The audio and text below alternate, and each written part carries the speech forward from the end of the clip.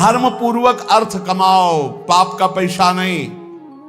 खूब भगवान नाम जप, भगवत कीर्तन, ये परम पुरुषार्थ है, इसी से भगवत प्राप्ति हो जाएगी। और ज्यादा प्रपंच करने की जरूरत नहीं। क्षमावशी कृतिर्लोके क्षमया किम न साध्यते, शांति खड्गः करे यस्य किम करिष्यति दुर्जना। जब तुम धर्म मार्ग में चलोगे तो दुर्जन लोग तुम्हें परेशान करेंगे। तुम्हारे पास ढाल और तलवार है जैसे, तो शत्रु को परास्त कर दोगे, उसके वार को सह लोगे। तो ढाल क्या है? क्षमा। आपको जब कोई गाली दे, अपमान करे, तो अपने भजन को बचाने के लिए क्षमा रूपी ढाल का प्रयोग करो। और दुर्जन जब प्रहार करते हैं, निंदा करते हैं, अंदर से बाहर से, अंदर से काम क्रोध आदि, तो शांति रूपी तलवार से काट दो। शांत रहो, चुप रहो, क्षमा कर दो। क्षमा रूपी ढाल, शांत रूपी तलवार, इससे आप क्रॉस करते हुए चले जाओगे भगवत मार्ग में आगे। स्वर्ग के देवता, बड़े बड़े देवता जिसको नमस्कार करते हैं, वो कौन सा पुरुष होता है? बोले वो दो प्रकार के होते हैं। एक होते हैं जो बलपूर्वक दंड देने में क्षमता रखते हैं, पर उनका अपमान निंदा करो वो सह लेंगे, और निर्धन होने पर भी, अवसर आने पर सब कुछ लुटाने के लिए तैयार हैं। इन दो पुरुषों को बड़े बड़े देवता भी नमस्कार करते हैं। गरीब होने पर भी दान देने का उत्साह, और बलवान होने पर भी सहनशीलता। दूसरे के द्वारा किया हुआ निंदा, अपमान आदि मौन होकर सह लेते हैं, यद्यप सामर्थ्य उनमें दंड देने की है। गरीब होते हुए भी दूसरों को खिलाने पिलाने, दान देने का उत्साह, इन दो को बड़े बड़े देवता भी नमस्कार करते हैं। द्वांभसी निवेष्टव्यो गले बद्ध्वा दृढ़ाम शिलाम, धनवंत मादातारम दरिद्रम चा तपस्विनम। ये दो मरे हुए ही समझो, संसार में जीवित है, पर इसका अर्थ सीधे होता है गले में पत्थर डालकर डूब के मर जाने वाले स्वभाव वाले हैं। क्या? जो धनी होने पर भोग विलासिता में पैसा खर्चा करते हैं। एक होटल में गए, लाखों रुपए खर्चा कर दिए। अरे 250 ग्राम आटा नहीं खा सकते हो? कितने का 250 ग्राम आटा होता है? 1-2 कटोरी दाल सब्जी ले लो, 2-4 रोटी ले लो, खा लो। प्रकृति के पैसे को बर्बाद करते हो। 5 लाख उड़ाया है, 5 लाख में 500 आदमी खूब बढ़िया भोजन पाते और बढ़िया स्वस्थ रहते। ऐसे विचार करना चाहिए। दुर्गति किनकी होती? जिनको इस जन्म में धन मिला और वो दूसरों की सेवा में, भागवतिक सेवा में न लगाकर भोगों में लगाते हैं। पीछे वाले श्लोक में था, कह द्वाविमौ पुरुषो राजन स्वर्गस्योपरि तिष्ठितः प्रभुश्च क्षमया युक्तो दरिद्रश्च प्रदानवान। जो गरीब होकर दूसरों को दान देने का उत्साह रखता है वो, और जो बलवान होने पर दूसरों को क्षमा कर देता है वो, इन दो को देवता भी नमस्कार करते हो। देवलोक के भी ऊपर गति पाने वाला है। और इन दो को, जो धनी होने पर, धन होने पर भी साधु सेवा, गौ सेवा, भक्त सेवा या समाज सेवा में ना देकर वो उड़ाता है नाना प्रकार के काम भोग, विषय भोग, मनोरंजन में। ऐसा नहीं कि प्रकृति का धन तुम्हें मिला, तुम उसके स्वामी हो, जो चाहो कर लो। तुम सिर्फ मुनीम हो, स्वामी तो भगवान है। हिसाब से चलो, नहीं सब छीन लिया जाएगा। जो धनी होने पर मदांध होकर गलत जगह धन खर्चा करता है, मैं इसका स्वामी हूं, और सही ढंग से उसका खर्चा नहीं, सो धन धन्य प्रथम गति जाकी। अरे कितने ऐसे बीमार लोग हैं जिनके पास अर्थव्यवस्था नहीं। कितने भूखे लोग ऐसे हैं जिनके पास भोजन व्यवस्था, हम कह रहे हैं बहुत वास रहित लोग हैं जिनकी वास व्यवस्था नहीं। तुम्हारे पास धन बड़ा है, अरे कितने कितने करोड़ ऐसे मनोरंजन में। पूरे भारत में एक एक कुटिया बना दो, एक एक गांव में, तो एक एक परिवार तो रह जाएगा। धन का सदुपयोग है दूसरों के सुख में लगाना, अपने मनोरंजन में लगाना नहीं। अपनी आन बान शान किसमें है? भगवान प्रसन्न हो जाए, इसमें नहीं है कि संसार जान जाए कि हमने इसके लिए इतना पैसा खर्चा किया। दुर्गति होती है। धन अगर वो धर्म विरुद्ध आचरणों में जा रहा, तो तुम स्वामी के द्वारा दिए हुए धन का अपमान करो। तुम स्वामी नहीं हो, लक्ष्मीपति नारायण है, तुम थोड़ी हो। तुम तो मुनीम हो, तुम्हें केवल पुण्य बल से उतना अधिकार मिला है, छीन लिया जाएगा, देख लेना। इसी जन्म में दोनों क्रियाएं देखी गई। मदोन्मत्त हो जाने से श्री वैभव अंतर ध्यान हो जाता, खत्म खेल, पूरा जीवन जेल में काटो। और जो दरिद्र होने पर कष्ट सहकर भगवान नाम जप करके अपना काम नहीं बना लेता है, भोगों के लिए ललचाता हुआ दूसरों की चाटुकारिता करता है, दोनों मरे हुए पुरुष हैं, मरे हुए। जिन्हारी भगत हृदय नहीं आनी, जीवित सौ समानते प्राणी। हरणम च परश्वानाम परदाराभिमर्शनम सुहृदश्च परित्यागस्त्रयो दोषा छयावहा। महान धर्मावतार भगवान की परम प्रेमी विदुर जी, ये जो दूसरे को फुसला कर या जबरदस्ती या किसी भी प्रभाव से दूसरे की संपत्ति का अपहरण करते हैं, या मित्र की पत्नी या व्यवहार बनाकर या प्रलोभन करके दूसरे की स्त्री के साथ सहवास करते हैं, और जो अपने मित्र के साथ दगाबाजी धोखाबाजी सुहृदों का परित्याग करते हैं, इनको निश्चित दुर्गति प्राप्त होती है।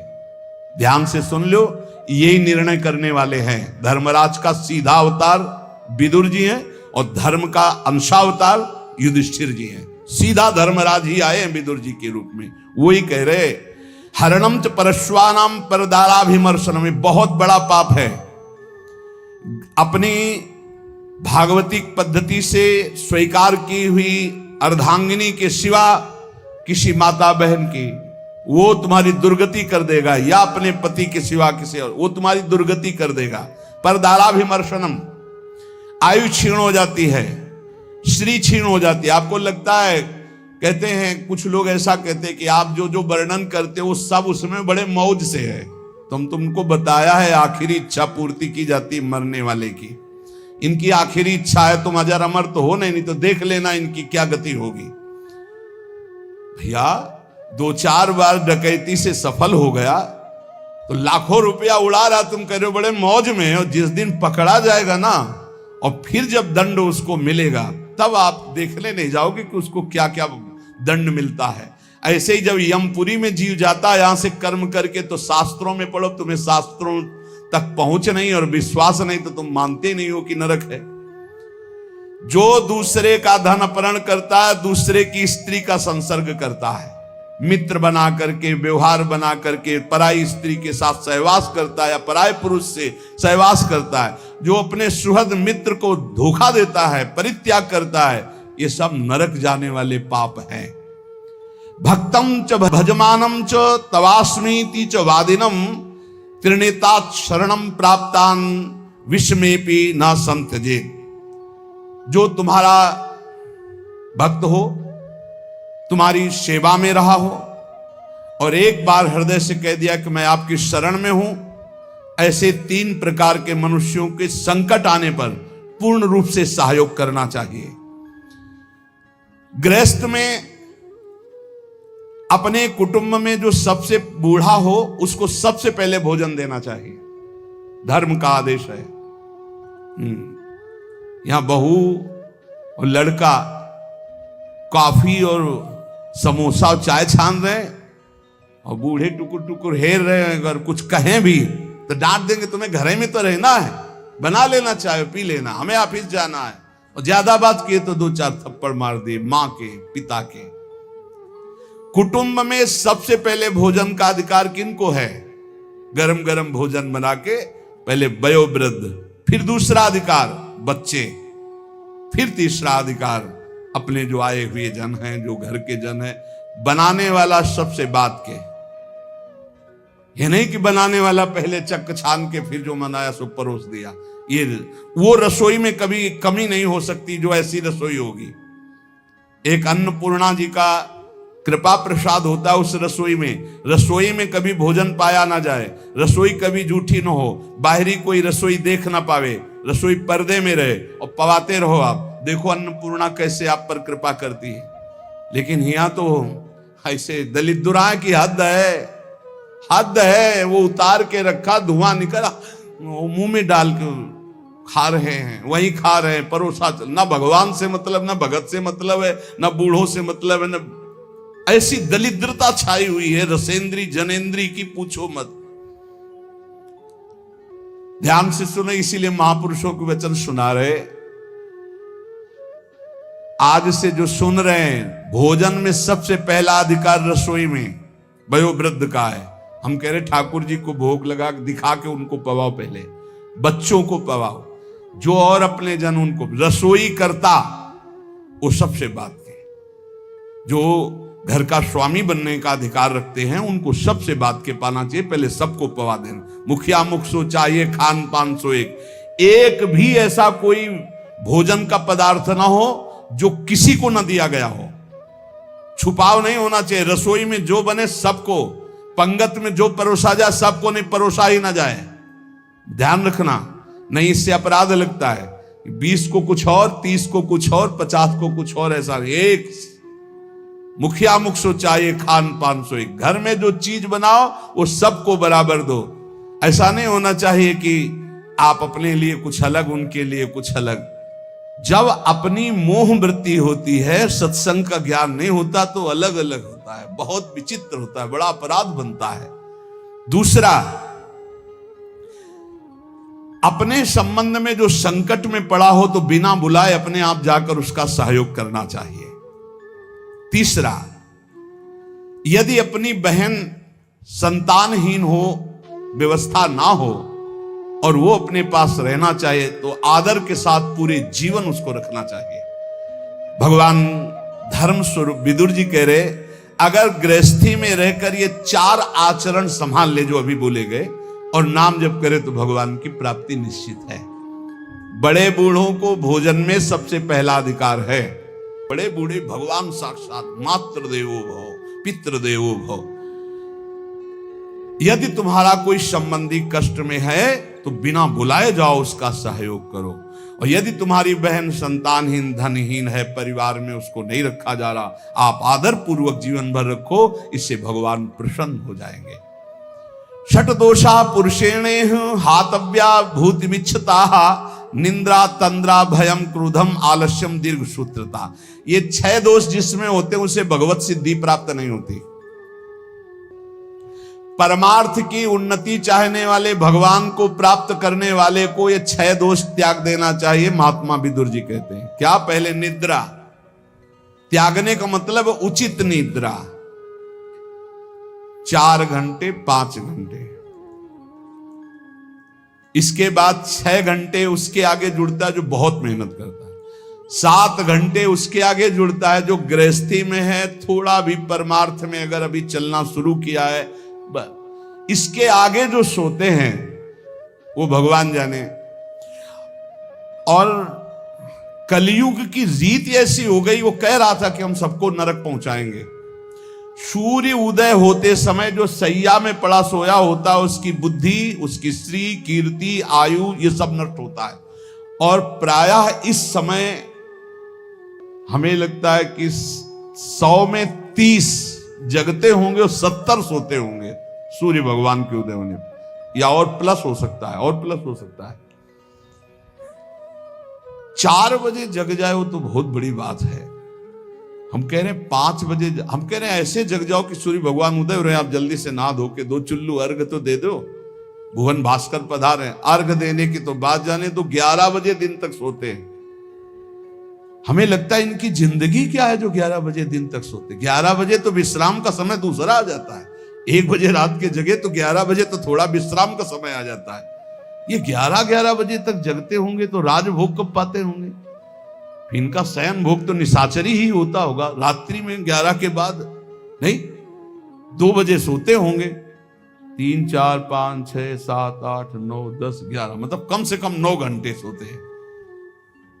ये जिंदगी ठीक नहीं। इससे पूरा का पूरा आपका परमार्थ नष्ट हो जाएगा। विदुर जी महाराज कह रहे, एक बार कुछ ऐसे नाइट ड्यूटी वाले जन हैं, हमें लगता है अगर ऐसा कुछ हो तो सूर्य उदय के समय उठ जाओ, हाथ मुंह धो करके यार सूर्य भगवान को प्रणाम करो और थोड़ा नाम जप करो, फिर सो जाओ। अगर आप रात में जगे ड्यूटी पर, सूर्य उदय के होते समय अगर सोते मिले तो आपके सुकृत नष्ट हो जाएंगे। ये पक्का समझो, आपका श्री वैभव क्षीण हो जाएगा। आपको लगेगा बहुत धनी है।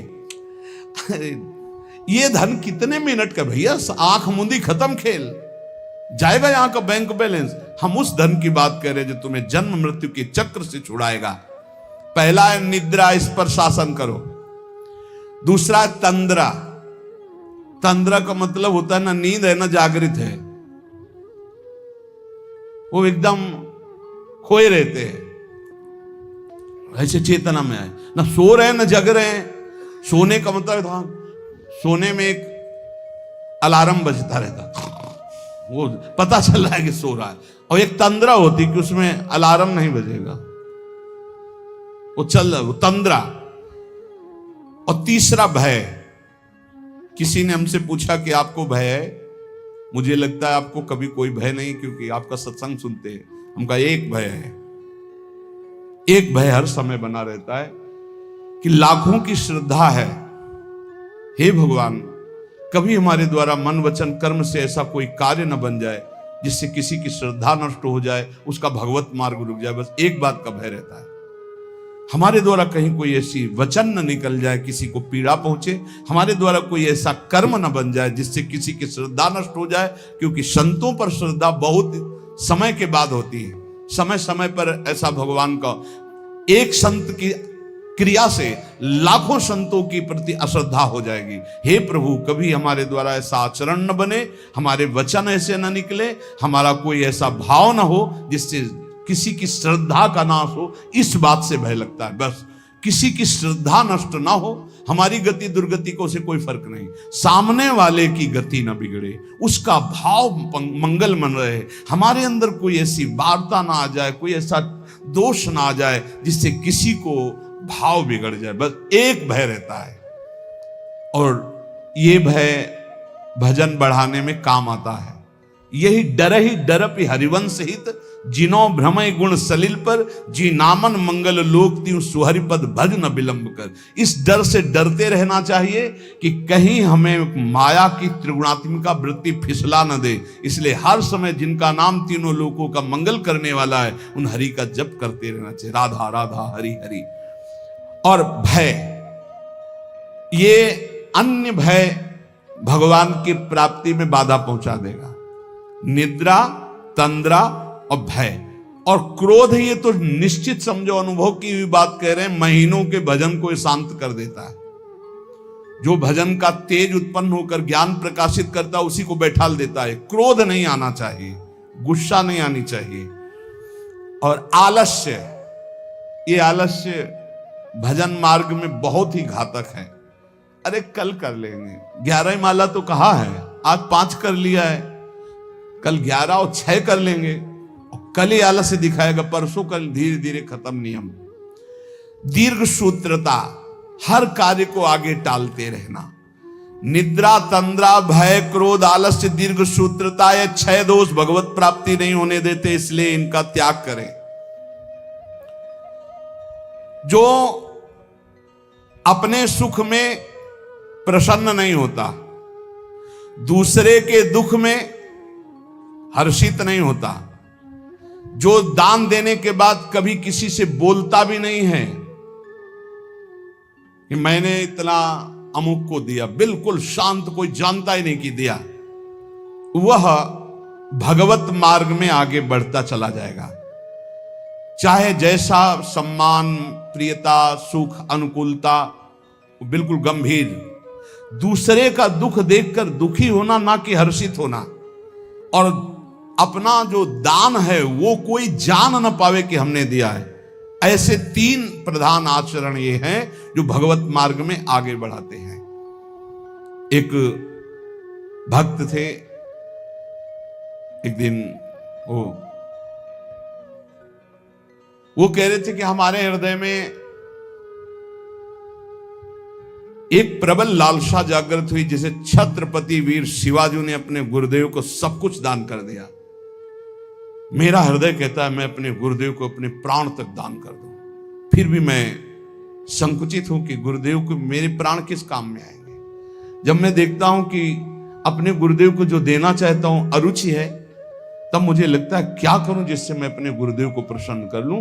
अंदर ये बात जरूर है, और ऐसा नहीं कि वो कोई साधारण पुरुषों में कि घर गृहस्थी के ऐसे ही नहीं, ऐसे नहीं, अरबों खरबों का वैभव है उनके पास, बस ऐसे साधारण पुरुष की तरह रहते हो। दोनों पति पत्नी रो के ऐसे कह रहे थे, हृदय में लालसा, पर जब मैं देखता हूं कि मेरे पास जो कुछ है वो सब घास फूस है उनके लिए, तब लगता है क्या ऐसा कर दूं कि मेरे गुरुदेव प्रसन्न हो जाए।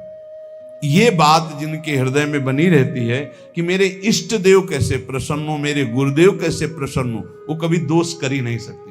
बोले मुझे कभी कुछ नहीं चाहिए, ना परम पद चाहिए, ना कुछ भागवतिक चाहिए, ना लौकिक चाहिए, आपकी केवल मुस्कुराहट चाहिए कि मेरे गुरुदेव प्रसन्न रहे। बस इसी बात से मैं जलता रहता हूं कि मैं क्या करूं जिससे मेरे गुरुदेव प्रसन्न हो जाए। ये बात जिनके गुरु प्रसन्न तो साहवन कूला, मिटी सकल कल्पित भयशूला। जो समुद्र पर्यंत पृथ्वी का वैभव प्राप्त होने पर भी खुश नहीं होता, ये खुशी का विषय नहीं। खुशी का विषय है भगवान की प्राप्ति होना। जो प्रचुर धनराशि का स्वामी होकर भी उसका भोग नहीं करता, अपनी इंद्रियों को वश में करके उतना ही उचित। एक हमने देखा, बड़ा वैभव था, लेकिन वो उतना ही प्रयोग करते थे जितना, अगर उनको 100 ग्राम पानी की जरूरत है तो 5 ग्राम पानी भी एक्स्ट्रा नहीं गिरने देंगे। कहते हैं प्रकृति का है ये, उतना ही लो जितना आपको जरूरत है, बिजली उतना ही लो जितनी जरूरत है, वस्तु बहुत है लेकिन उतना ही प्रयोग करो जितना जरूरत है। वो प्रकृति की है, भगवान ने आपके हिस्से में दी, प्रकृति की सेवा में लगा दो।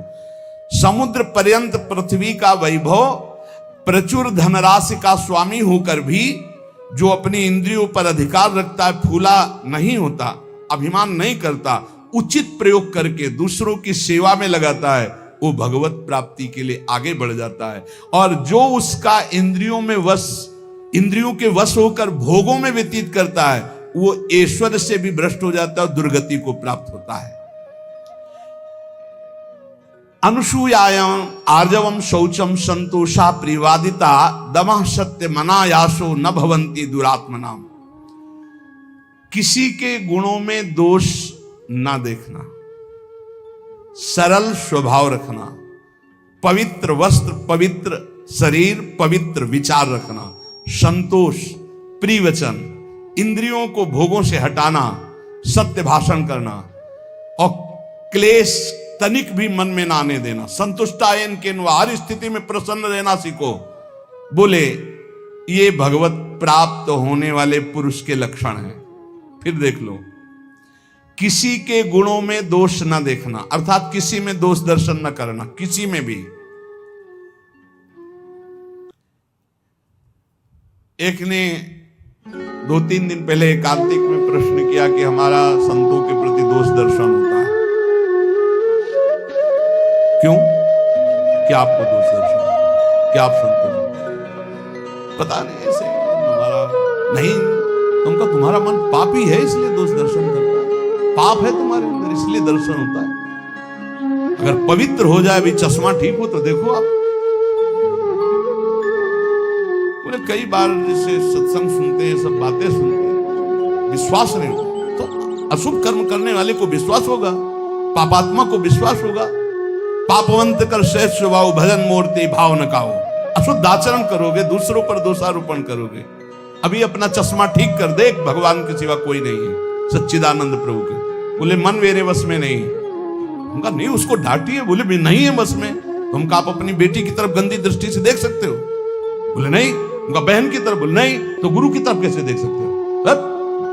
केवल बकवास। ऐसा तुम्हारा मन है? अगर ऐसा मन है कि जो तो फिर ऐसा भी कर सकता है, नहीं तो फिर ऐसा कैसे कर सकता है? शासन में एक तरफ छूट दे दो, एक तरफ उसको नहीं, ऐसा नहीं। मन पर शासन बुद्धि का हो और बुद्धि पर शासन शास्त्र और सद्गुरुदेव का हो, तब चलता है। किसी के भी गुणों में तुम्हें दोष देखने का अधिकार नहीं है। तुम अपने दोष देखो। बुरा जो देखकर मैं चला, बुरा ने मिलिया कोई, जो दिल खोजूं आपनो तो हम सब बुरा नो कोई। पक्की बात है, ईमानदारी से। अगर बुराई देखने चलो तो अपने हृदय रूपी महल में घुस के देखो तो अभी पता चल जाएगा। अनुसूया, किसी के गुणों में दोष देखना है सबसे बड़ा छिद्रान्वेषण, सबसे बड़ा भगजन मार्ग में बाधक भाव है। कभी इसको अंदर मत आने देना। आ जाए तो तत्काल प्रभु से प्रार्थना करना। सरल स्वभाव रखो, पवित्र वस्त्र रखो, पवित्र शरीर रखो, पवित्र विचार रखो, संतोष भाव रखो, प्रिय वचन बोलो, इंद्रियों को खुला मत छोड़ो, सत्य भाषण, क्लेश सहो, जितने भी दुख आवे आनंद पूर्वक सहो। तो बोले ऐसे लक्षण भगवत प्राप्त महापुरुषों में। अब वो भगवत प्राप्ति करने वाला है या भगवत प्राप्त होने ही जा रहा है, जिसके अंदर ये लक्षण आ जाते हैं और भजन परायण रहता है। हिंसाम बलम साधु नाम राज्ञाम दंड विवर्ध बलम शुशुषातु बलम स्त्रीणाम क्षमा गुणवताम बलम। दुष्ट पुरुष कटुक वचन और मारपीट करके अपना बल दिखाता है, लेकिन जो साधु पुरुष होता है वो मुस्कुराकर सहकर अपने बल का दर्शन कराता है। बलवान कौन? जो दूसरों के द्वारा कटु वचन विपरीत व्यवहार करने पर भी मुस्कुरा के चला जाता है, वही गुणवान है, वही बलवान है, वही क्षमावान है। इसलिए हे राजन, मैं मधुर शब्दों में कह रहा हूं कि यदि तुम्हें भगवत प्राप्ति करनी है तो ये निद्रा, तंद्रा, भय, क्रोध, आलस्य, दीर्घ सूत्रता, इनको त्यागो। गुणों में दोष मत देखो किसी के, सरल रहो, पवित्र भाव रखो, संतोष, प्रिय वचन बोलो, इंद्रियों का दमन करो, सत्य भाषण बोलो, और जितना भी क्लेश दुख आवे चुपचाप सह जाओ, नाम जप करो, भगवत प्राप्ति हो जाएगी। इन महान पुरुषों के वचनों का बार बार मनन करो और अपने आचरण में उतारो। कभी तुम्हारा कोई पुण्य दान आदि बन जाए तो ये तुम्हारा अहंकार अंदर से उठेगा कि उसका वर्णन करूं, मत करना, वो तुम्हारे बहुत काम आएगा आगे चल करके। कभी किसी को पानी पिला दिया हो, कभी किसी को भोजन पवा दिया हो, कभी कोई दान पुण्य कर दिया हो, मौन रहना, पूछने पर भी मत बताना। कोई पूछे वृंदावन गए थे, कुछ तो खवाया पिया होगा संतों को, मत बोलो अरे हमारे को खाने को नहीं, हम दूसरे को क्या खवा देंगे, हम ही को भगवान पवा रहे हैं। ऐसे अपने पुण्य को छुपाओ। और अगर कोई संत महापुरुषों का समागम मिले तो भगवत प्राप्ति के योग्य जो वचन निकल रहे उनको ऐसे पकड़ो जैसे कोई गरीब आदमी संपत्ति को पकड़ता है, और उन वचनों का बार बार मनन करो। तो जैसे पात्र को मांजा जाता है तो निर्मल हो जाता है, ऐसे जब हम सत्संग के वचन चिंतन करते हैं तो हमारा मन, हमारा बुद्धि, हमारा चित्त, हमारा अहंकार ये निर्मल होने लगता है। निर्मल अहंकार भगवत स्वरूप है। इसलिए खूब नाम जप करो, सत्संग का मनन करो, और इसी जन्म में हम भगवत प्राप्ति करें ऐसा निश्चय करो। शेष चर्चा आगे श्री राधा वल्लभ लाल।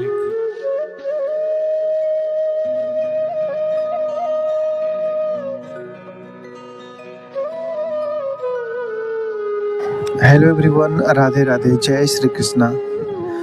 तो thank you so much guys, video देखने के लिए आप लोगों का तहे दिल से शुक्रिया, बहुत बहुत आप लोगों का आभार, साधुवाद। और ज़्यादा से ज़्यादा आप लोग नाम जाप करते रहें और अपने कर्म पे यकीन करिए, क्योंकि कर्म से ही भाग्य बनता है, ठीक है ना। तो प्रारब्ध को हम लोग काट सकते हैं, उसे हम मिटा सकते हैं। केवल एक ही माध्यम है, नाम जप, ना कि कोई शक्ति, ना कि कोई विद्या।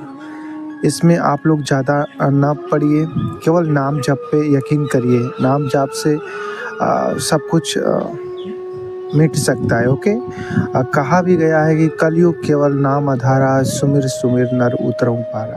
तो इस संसार में जो जन्म और मरण का, मृत्यु का चक्र है, जिससे हम लोग भव बाधा से पार नहीं हो पाते हैं, तो अगर हम लोग नाम जाप करेंगे सच्चे मन से, सच्चे हृदय से, तो भगवान हम लोगों की अवश्य सुनेंगे और एक ना एक दिन हमें उनके चरणों में जगह मिलेगा। तो नाम जाप करिए, इस पे यकीन करिए।